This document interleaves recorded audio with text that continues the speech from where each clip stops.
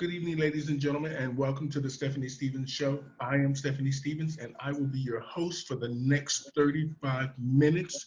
Today, our show is about animal activism and the pandemic. And we asked somebody to come on the show tonight from the Green Party. So I have a very good friend of mine I've known for many, many years. He ran for city council in 2010, and his name is Dean Marr. And I just want to say, how are you, Queen? How you Hey! doing? Oh Thank my you for God, coming to my show and helping me with my journey. You know, I'm trying to do my thing. you're amazing. I've known you for so many years. I've known you in the bar scene. I've known you on the pageant scene, and now you're here on TV, on Yeah, look Zoom. at This is that. amazing, Look at absolutely that. amazing. The world Thank you. needs Stephanie Stevens online. I know that's right. Now, like you said, me and you have known each other a long time. We How have. do you see now? You know what we're going through now with the pandemic and the Mhm. protests. How do you see, and also the drama that's going on within the gay community itself, with all the camp embankments going up around the city and the parks? What do you think is happening there? If I just want to go back to one thing, I just think it's sad that we have to social distance and self-isolate, but we need to because it's a pandemic. But my Mhm. problem is that how are the people who are in those tents and encampments, how are they actually dealing with their social and addiction and mental health issues because they can't see anybody? And that's what we have now, is that we have these tents go up, but people are so isolated, but people want to get out and meet people and talk to people about their issues and so forth, but there's nobody to do it right now. And we all know why. It just makes sense. We need to stay safe. But Mhm. it's we're like at a rock and a hard place. How do we help people and do this? And we do it online, but you know, when it comes to those type of issues, it's hard to actually open up with people about your issues when you do it online because you're still sort of isolated. But it's the only thing that we have right now. But I'm hoping that things are going to change soon because, as you know, things are starting to slowly open. But we still need to be safe. But I Mhm. just can't wait for the day where we can actually just, run out and just hug each other. The good old days. I know that's right. But anyway, now I know that you are an animal activist. I am. Now, Yes, I can am. animals catch the corona? I've heard some animals do, but they say that that's not really an issue. And Hmm. wait, and the funny thing is, though, here's one of the things I learned, though, with social distancing and your animals. When you're Hmm. walking your dog down the street and you're holding the leash, that's like more than 6 feet. So it's like, everybody's social distancing except for the dogs. And that's how we Hmm. still keep in touch with people. Your dog, your leash is extended, my leash is extended, and we can still say hello, but we're still far apart. And yes, I am an animal activist. And one of the things that I actually did do to become an animal activist is that here in Toronto, back around 2010, I Hmm. was running for city council. Let's be honest. I think you knew me back then too. There wasn't a chance in hell. But I did have a cause though. I wanted to ban the sale of cats and dogs in Toronto pet shops. Because you Hmm. see those cute little puppies and kittens and people buy them. You think of the Paris Hilton thing where they put it in their purse and then they toss it away type of stuff. But I Hmm. thought, you need to go to like a shelter or a breeder or something. You just need to see what the parents of the dog look like. If you have a crazy dog, you have a crazy puppy. Hmm. So I did that, and that's how I became animal activist. We actually in 2011 here in Toronto, we banned the sale of cats and dogs in front of pet shops. And now you can only go into a pet shop if you want to adopt from a rescue or a shelter, or you need to go to people's home if you get from a breeder. So it's a lot nicer for people to actually see a dog in a more happy, healthy setting. And Hmm. my own dog, she was the one that motivated me to do it. Well, Just out of curiosity, do you have a cat or a dog? no, no, no, no. I'm not very good with animals. I have problems with the two-legged ones. I mean, I'm not home enough to have a pet. So, and I live alone. So who's the pet gonna be here with? If I'm out on the road all the time hustling, if you know what I mean. I know. Um, I heard some gay men like to have pet chickens. oh, I don't know. I mean, if I was to have an animal, I'd probably have a donkey. I'm just kidding. Like the one in Shrek that talks to you. Somebody to carry the suitcase to the show. Hello. now that so do you have any political, like you were part of the Green Party, right? I'm now the former candidate for Spadina Fort York for the Green Party, so I'm no longer a Green Party candidate, but I do support the Green Party. Okay. The main reason why I did support them is because of my animal activism, because factory farming and that type of thing does cause global climate change. With the emissions from the animals, the amount of food that's grown for them. So that's how I got involved with them. But yeah, they're a great party, very caring people, good people. They have a huge LGBTQ support. Oh, okay. So do you have any political aspirations now? Right now, I started as a community activist, and that's what I want to go back to. That's my passion, like getting people out, meeting people. Sometimes, who knows? But sometimes our mission in life and what's cut out for us is service. mm-hmm. It's not so much being the leader. It's about helping the community and service. Now, as you see in the last, let's just say in the last 10, 15 years, our community, the decline in the closing of the bars, the decline of just the condition of our community. What do you think is happening? You know what's funny? When you and I were in our prime, we're still in our prime. Thank you, Dean. Thank you very much for reminding me. Back when the Golden Girls were on prime time in the 80s. But when we were younger, we went to bars. We went out to meet.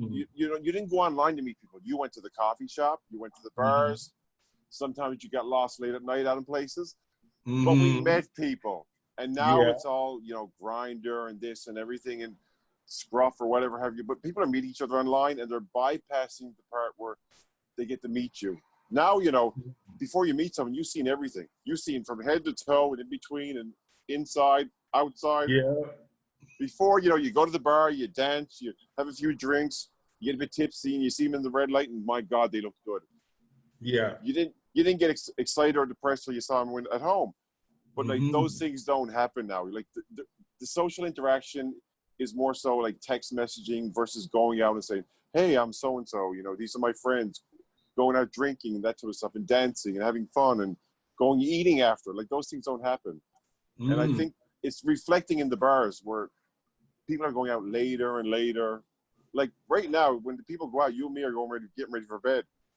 Yeah. I know that's right. I mean, trust me, I'm an old lady. Around 7 o'clock, it's time to roll up. There you go. Now, we live in Toronto where they say multiculturalism is alive and well, but yet look at the protests. What does that say about Canada's multiculturalism? Well, I say it's alive, yes. Multiculturalism is alive. Well, I don't know if it's that really well.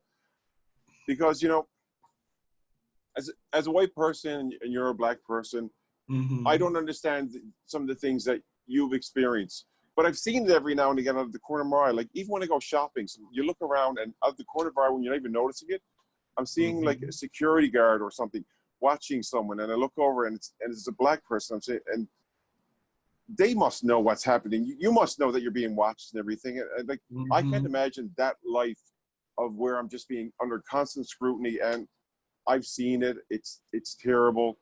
I really don't know how they're going to fix it unless they actually, we look at everything, like how laws are made, how healthcare, housing, everything needs to be taken care of. It can't just be one type of thing. But I think it's been pushed under the rug so far that it's boiled over.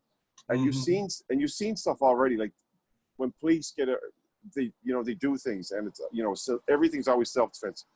Everything is self-defense. Well, now for me, I see for a long time. I mean, I'm lucky that I had good parents that at the end of the day, no matter what I went through in the past, I didn't know that I would be okay where I am now. Right. Because my parents didn't tell me that. When they passed on, they left that to me, and I'm going to be okay. So I am lucky that way, even though I tried for many, many years to fit into the community, to do my part, to try to make money, to just be independent. Now, there's such a thing as privilege. Do you think white people automatically feel that they have white privilege and nothing and no one else matters? I'm not sure if they consciously think they have white privilege, but they don't experience difficulty as much as other people do. Like if I go to a store, I probably don't experience half the things other people do of other backgrounds. When I apply for an application, my name is Dean Marr. I'm probably considered more than somebody who has a stereotypical name that somebody has associated with with another culture, what have you. And even in the gay community, you hear people saying, "Oh, I'm not into Asian guys. I'm not into black guys," or "I'm into," and you've heard it too. It's like Oh, even in I've the heard it gay many community, times. and they say, "Why aren't you into Asian guys?" It's like this blanketed. It is racism. It really is. If you say you're not into Asian guys, sorry, but it is a bit racism. I shouldn't say Mm-hmm. a bit. It is. It just is systemic, that sort of stuff. But Mm-hmm. one thing that I think we need to acknowledge as gay people is, and you and I especially, is that the generation before us was decimated. So during AIDS in the 80s, the Mm-hmm. generation before us has been pretty much decimated, wiped out. So when we came onto the scene, who were our mentors? Like if AIDS wasn't an issue, you'd probably have a lot of black mentors. I'd probably have a lot of older guys who would teach me the way, say, don't do this, don't do that. You'd see how, but when we came into the scene, it was a free for all. We didn't know what we were doing. We were just like party central, and we were trying to find our own way. Mm-hmm. And I think without that, I guess that father figure, it's a weird term, but that generation before us, we Mm-hmm. didn't have guidance or what have you. But now you see the generations, after us. Look, they have rights. They go to school. They date. They're openly dating in high school. They see our example, and we help them, whether directly or indirectly, show them that it's okay to be like us. We fought for Mm-hmm. you, but we didn't have that, so it makes it even more difficult for us. That's how Oh, I feel. okay. So I can make sure we tie it all in. Okay. How do you identify? I identify myself as a gay man. I really Okay. just identify myself as Dean.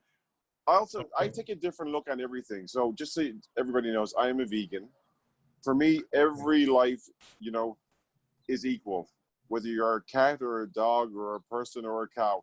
So that throws people off a bit. But when I look at that, I think every life is so precious because they say, there are as many suns in this universe. There's more suns in this universe than there are, grains of sand on this earth. So the fact that Okay. we're all alive, we just need to respect all life. Every life is precious. I say on my Facebook page, just be kind to people and be kind to all living things. So that's my motto. I don't judge. I judge people by their behaviors. I don't judge people by any other criteria. So Mhm. I don't care what you look like on the inside or outside. As long as you're kind, I'll really like you. If you're an a-hole, I'm not going to like you.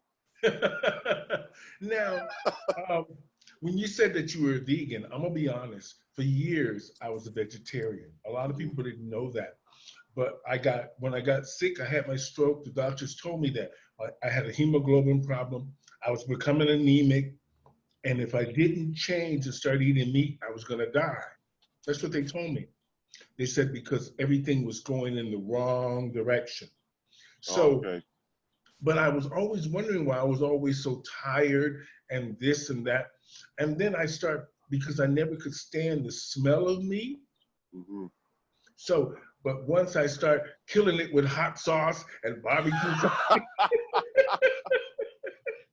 For I me, was about able being to. veganism, it's very important that you read labels. You need to make sure you're getting all your nutrition. And now now it's so different. Like a vegan 5 years ago, it was difficult. A vegan now, I can find anything I want with the nutritional value with one. So it's easier now, but it's like anything. You need to read the labels. You need to make sure you're getting your nutrition. You can't just start eating Okay. things and not be aware of it. Especially being a vegan, because you're making a dietary change that affects your life. You need to exactly know what's going in and make sure everything is balanced. Oh, okay. Now let's go back to the protest. Now, not that I hate saying from a white point of view, because that's that, but this is what people want to hear. No, What you do should say it. you? You should say Hmm? white point of view. The Okay, Western society is built on white, heterosexual Christianity. Let's be honest. Let's call it like it is. that's If true. if you don't fit into all three, you're not part of the group. And then Okay, all these people who don't agree with it, it doesn't matter. If you're not part of the three group, there's people out there who don't like you. They might not say it now, it might come out later, but you're part of that group they don't like. I'm part of the okay. group they don't like because I'm the gay one. Oh, But I now, physically fit in for the other slots. But once you find I'm a gay, you'll see prejudice come towards me. You're visible. So yeah, they don't like people don't like you because you're black. Then they find out you're gay. It's like tick tick ticks. So hmm it is a white heterosexual Christian society, the Western world has been built on, and they don't want to change it because it works so well for that group. okay. Now, what do you think that, like you said, Western society thinks of the protests? Do you really think that they feel that this will have an impact? Do you think they're scared that this will bring change? I'm not sure they really are scared. Here's my example. When you go on Facebook or any other social media, you will see people post things and you'll see, angry faces and tear emojis, but you cannot change the world through social media. You need to actually, as Bill Clinton once said, you need to suit up and, join the fight. So when you see Mhm. people like Black Lives Matter, they're the ones who suited up. So yes, they do social media, but they're the ones who are actually demanding change, doing the marching, going to the decision makers. They're the ones who are making this change. They will do it because they have made a change. They just haven't. It hasn't reached a level where it needs to be changed even more. But they're getting there. Those are the people. When you get out and you start, when your boots physically hit the ground, that's when you start making the change. You can't do it through Facebook. You can't do it through Twitter. You need to get out there and be visible. People need to hear you. It's uncomfortable for people, but something. When is change ever comfortable for people? Look what Okay. gay people. Look what we did as gay people. hmm You need you, Now you need to ruffle feathers. that that's a Ruffle a good lot of point. them. That uh, you're right. Now, do you feel as do you feel or do you think Western society feels like they're unsafe? Like this is not a good thing as far as their safety goes. I think people feel safe. I think media and groups who want to agitate, and they're the ones who are throwing out the unsafe type of thing. Perfect example, when you watch on the news, especially some of these right-wing media people, and you hear about them talking about we need to protect the shops. Like hmm people's lives are being killed. Like somebody died from having somebody on his neck for 8 minutes. You know, the Gap can put up a new window in their store. You can't bring back a person who was just killed. So, hmm that's the story that some right wing media are putting out there. You just need to ignore. You need to keep going out. You need to ruffle the feathers. You need to get people upset because that's how change is made. And yes, they are going to make changes because people are just so fed up. When you look at this pandemic is a changing point, I believe, because right now people have lost their jobs. They've lost hope. And when you have people who've lost hope and they're being oppressed and the system isn't working for them, it's hmm like, enough is enough. What do you have to lose? Right now, you're going to go out there and you're going to fight. You're going to say, you're going to listen to me. Sorry, it's hmm upset. The people who are breaking the windows, those people are not part of the fight. But something you can deal with them on your own time because we're not stopping with our protests. We're going to make you hear us. And that's what's happening now, I believe. And I think things are going to change. Okay. Now, Do you see now?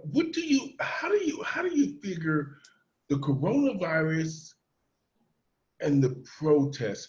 Do you think the coronavirus was more important than the protest? The coronavirus, I don't. This is how I look at it. If it was if it was coming from me, this is how I would look at it. You know, the coronavirus is something to be concerned about. But if I'm concerned that I can be killed just going to the store Mm-hmm. or going to work or meeting my friends or going for a jog in the park, it's perspective. I think the actual protests are more important at this time. They really are. You know, we cannot. We need to uplift the society, but we can do it safely when people wear masks and so forth. But there Mm-hmm. comes a point where you can't use that as an example because the virus is gonna be taken care of. We're gonna find a vaccine, but we need to stay safe while we're doing it. But Mm-hmm. we cannot keep doing generation systematic racism towards people. Mm-hmm. We need to fight back for that. But Mm-hmm. please, you know, wear a mask. Try to keep a distance. You know, because the virus is still out there. It's still killing people. But Mm-hmm. people, but I guess when people are looking at that, it's like, you know, I can't just sit back anymore. I need to get out there. I need to make my voice heard. Mm-hmm. And But that's what I'm seeing with this. you know what I like though, Dean? I like the fact that, you know, back in the 50s and 60s when Martin Luther King and all the civil rights people were trying to get their voices heard, there Mm-hmm. was a lot more violence. We're not Exactly. seeing as much violence now. I think because From the in protesters general, and the demonstrators. from the demonstrators, I think because society in general understands each culture in a sense because we deal with each other whether we're dealing with each other working, Mm-hmm. we're interacting, we're even marrying, we're hooking Exactly. up, we have some sense of what the truth really is about a Exactly. certain race. Now, And the process are peaceful. It's only the crackdown. That's when the violence starts. Of course, people are going to react when people are coming at them with, you know, shields and batons and tear gas. Of course, you're going to fight back and react. That's just natural. You're not just going to take it. mhm, But up to those points, most of these protests are very peaceful, and they're just mhm. asking to be heard.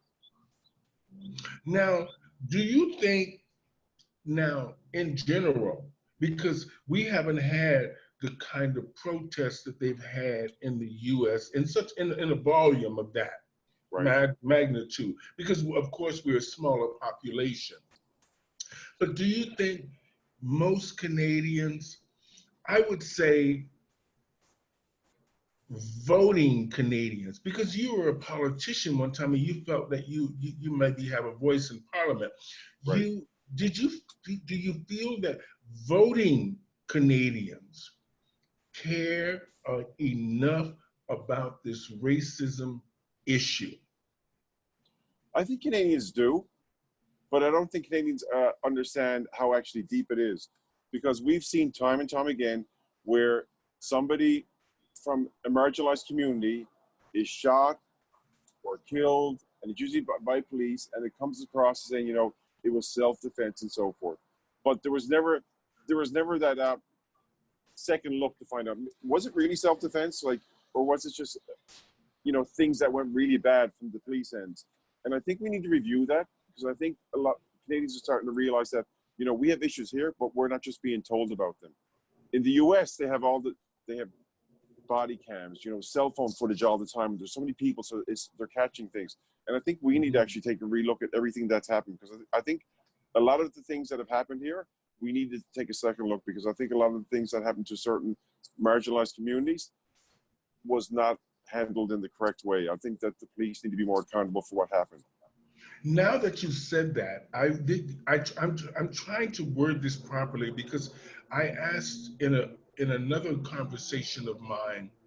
Um, I wanted people to understand that this was not coming from a racist point in my mind. Mm-hmm.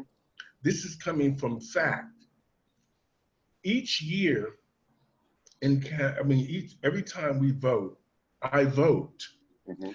But I noticed that Toronto has a very high 5.7 million people in this city or more, but they don't vote.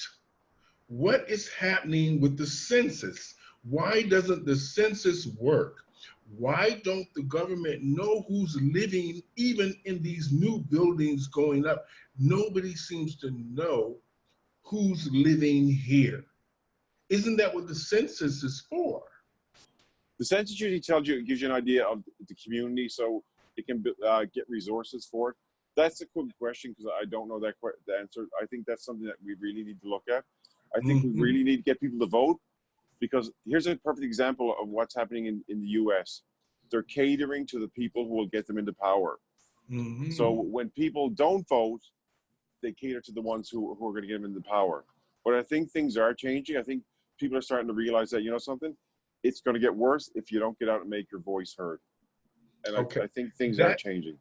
okay. That was the road I was going because I'm trying to tie it all in together. I want to understand the voting. I want to understand the racism. I want to just understand the mindset of Canadians, people that really value their lives in a sense of voting, working, taking charge of their lives, contributing, and just the mere fact that they're Canadians or Americans or whoever they are around the world, trying to just be part of where they come from, and Here's yet still embracing others. one thing that I think that we really need to do, it's going to change everything, is that we need to start supporting people from marginalized communities, people Hmm. from different backgrounds to get them into the political process. Because honestly, I'll be honest with you.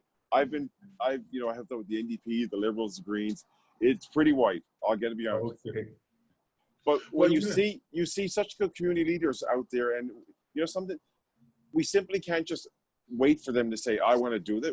We need to start approaching people in the community, say, you're really a good leader. You should consider running. Let us help you. We'll help you build up a team. You're such a great leader, for this community. Why don't well, you make it on a larger level? So we need to encourage people to actually come forward who actually are great leaders, and so that we will have a more diverse, more representational group of people who are being elected and running. it seems that even our community, everybody, we have all these programs that seem to band-aid the issue, and then when it gets hot, the band-aid falls off. I know. It's true. And it happens a lot here. And for me, just being part of our community, and you know how hard I've worked in this community and got beat up many times. Exactly. But You're yet, literally damned if you don't, damned if you do. there you go. But you Now, need to do it. yeah, you got to toil on. I I mean, know. I'm lucky now. I don't have to do too much, but I have to. My mother said, "You better do something." Well, you are You doing don't have something. to You're do raising too awareness through this medium, and it's important. We just much. need to make Mhm. sure that when it comes election time, instead of just waiting for someone to step up or like a group of people saying, "Oh, you have a good chance of winning," go out, and if we see, a prominent black person who's a really community leader, go up to them and say, something, have you ever thought of it? And if they say no, it's, well, how about what you think about it? Meet some people. We'll raise money for you. Don't worry. We'll get you out there because we need your leadership in the community. Not because you're black, because you're just an amazing leader, but you need to Mhm. be representative of your community. We need to have a representative of everybody. It can't. If you look at Mhm. Toronto City Council, it's pretty white. Mhm. Now, for me, not that I'm picking this person out to pick on this person, Okay. but for me, I find that our community was thriving.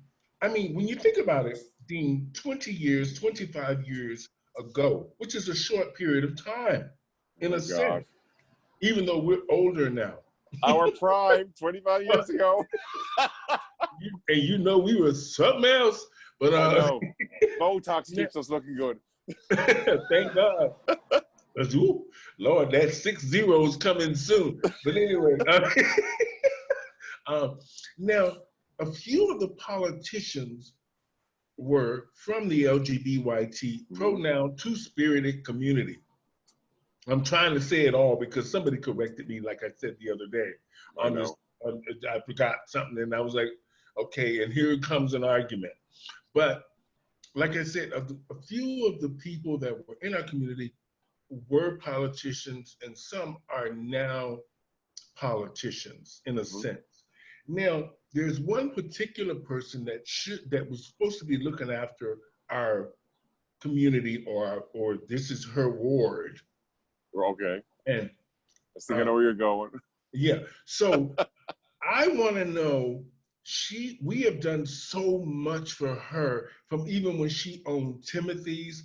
I used to perform for her when she had her photography and museum studios, and did a lot of things for her. And she was good to me, I must say. But she doesn't seem to be able to accomplish nothing on that city council for our community. Here's my answer to Is this. it that these people have gotten so rich and they just don't care about the community anymore? Because to be honest, our community is slowly disappearing. Church Street, the village, is slowly, well, but we consider it dead. You know what we need? Consider the community here dead. So it's not like it's making money anymore like it used to. It's not. Like it's closing down. Yeah, it's not like we have a cause. It's not even like we have a reason to even go on Church Street. So many bad things have happened there now. It's like an embarrassment to even walk down it. Before, we used to be grand and carrying on and acting all silly and all that. And it used to Sometimes it's hard to even be gay on Church Street now. So I don't know. What do you think needs to be done? I'm not going to say bring the village back, because that's not going to happen. But where are the young people to go? What are they to do? These kids are marching in the street now for racism and equal rights and all this stuff. What's going to happen now? We're skipping the month of Pride. So children have an attention span. Tomorrow, they can forget about all of this and be back on social media taking selfies and trying to hook up. I do have a solution. I've always believed in this. I said it before. Term limits. How can, an activist from any other community come in and even make a difference if the sitting councilor has been there 10, 15 years? They know all the donors. People are comfortable with them because they know they're going to predict. But how can you make change when these people just refuse to move on? It's like it's like the car has been sitting idle for I don't know how long. We need to move them up, but they won't go. And they talk about, we need a more diverse council. Then just go so we can get people in who want to run, who can be more diverse. But it's like all whitey then. They're going to sit there and they're going to do their own. I love the term all whitey then instead of already then. But they won't move. So how can we get young members from the Black community, more people from the Asian community, trans community, Indigenous community? How can we get them into government when the old time stock just will not get out? It's like, you've done your bit, just go on, move aside. Let other people come in, let them move up to the ranks, let them bring in their own individual ideas and solutions. Can you imagine if like a new group of like 20, 30-year-olds were elected to city council and they had all these great ideas and they could solve the problems, and all the old guard that's been there for like 10, 20 years have just moved along and went on. You go into an election for public service. Do your bit and then move on and let somebody else bring in their ideas. There's no new ideas coming in because they're all refusing to go. Now, I'm going to have just a couple more questions, then we're going to wrap it up. Okay. Now, where do you see the future for the village itself? And how do you think the protest and the protest about racism, now that this is brought attention to a big problem within our community, what do you think is going to happen? Well, right now the village is virtual. I don't even think there is a physical village anymore. Slapping a rainbow flag on a window is not a village anymore. You know, there really is nowhere to go. There's nowhere to hang out so much anymore. I don't feel like there's a community. We're a virtual community right now. We've lost that basic need or want to connect, because we can do it virtually. We can know everything about everybody, and then we can just go meet them if we want to. But I don't think that the politicians are taking the money that's coming into the city from all these developments and helping us set up spaces where we can meet, where we can congregate, where we can empower people within our community, like the indigenous people, the Black community, the Asian community, the Latina community. We're not even doing that anymore. Like, it's all virtual now. We need to actually start investing back into the community where people can come and feel safe. I feel safe and express themselves and have their ideas acted upon, because I don't see that happening anymore. My God, I would love it if you ran for politics. Oh, thank you, Dean, for coming on. It's always a great pleasure to talk to you. And you're such a cute boy, so it makes it easy for me to talk to you. Or cute man, and it makes it easy for me to talk to you. And I want to just say thank you so much today for enlightening me about your perspective on the whole thing that's going on. You've really cleared up a lot of things that, for me and maybe a lot of people, hopefully will learn from our conversation here today, and understand that everybody has a different view about how to improve things and where we should go. And hopefully at the end of the day, people will just do the right thing by get out there. Yeah. Get out there and make yourself seen and heard. Remember that I think he was like 16 years old in the States. He's organized a march and the police chief came out with him. That's a leader. That young man's a leader.